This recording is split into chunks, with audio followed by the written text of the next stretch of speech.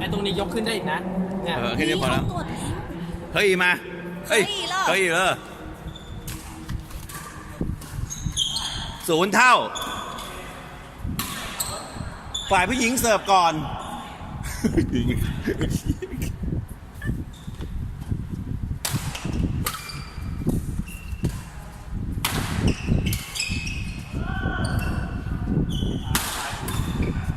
1-0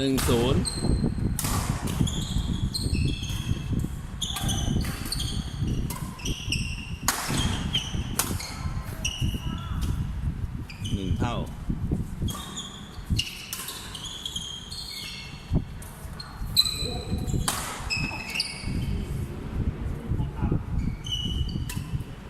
2-1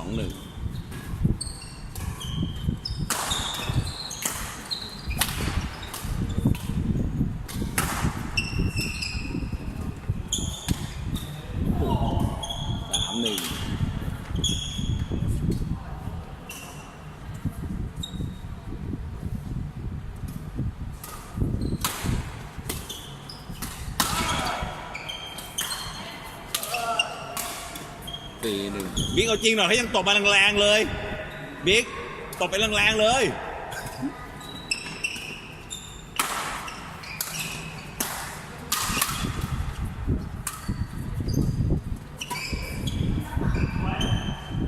เปลี่ยนเสิร์ฟ2-4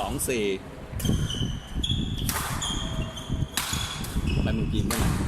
ยังไม่ไปผมพูดธรรมดาคุณถาม 5-2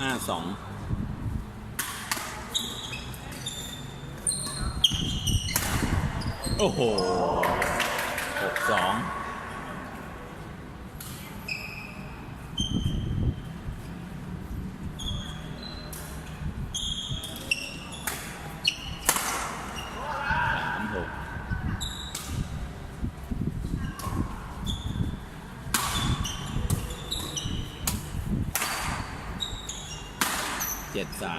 เอาจริงกันหน่อยเอาจริงกันหน่อยถ่ายวิดีโอไว้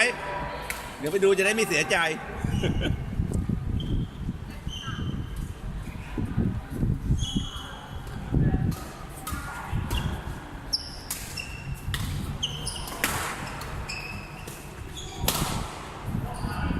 4-75-7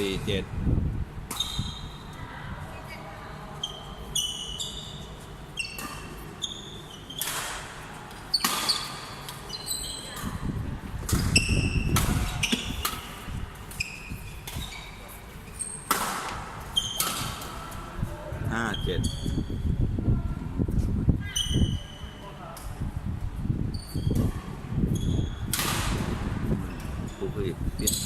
อ๋อ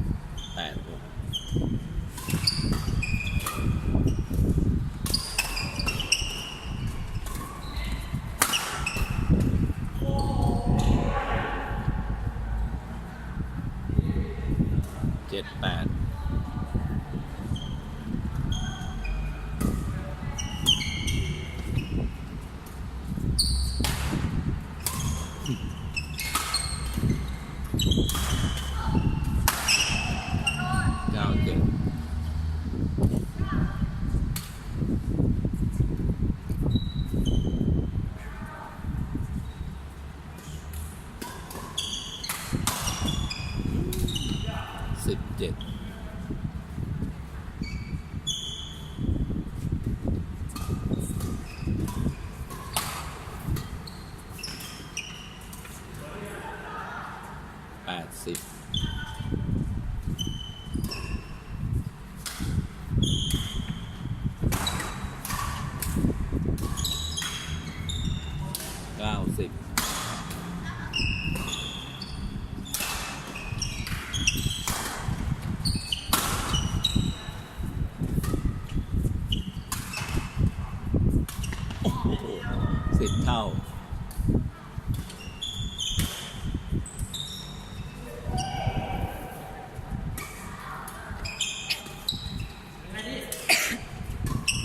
ฉันบอกไปไหนมาเพิ่งมาถึงนะไปจังหวัดไหนมานะ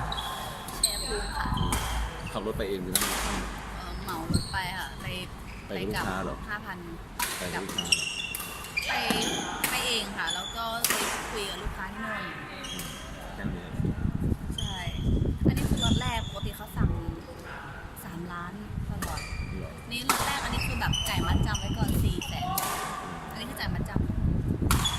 พอของสั่งเสร็จแล้วก็พอส่งแล้วก็จ่าย ชี้หน้าเปลี่ยน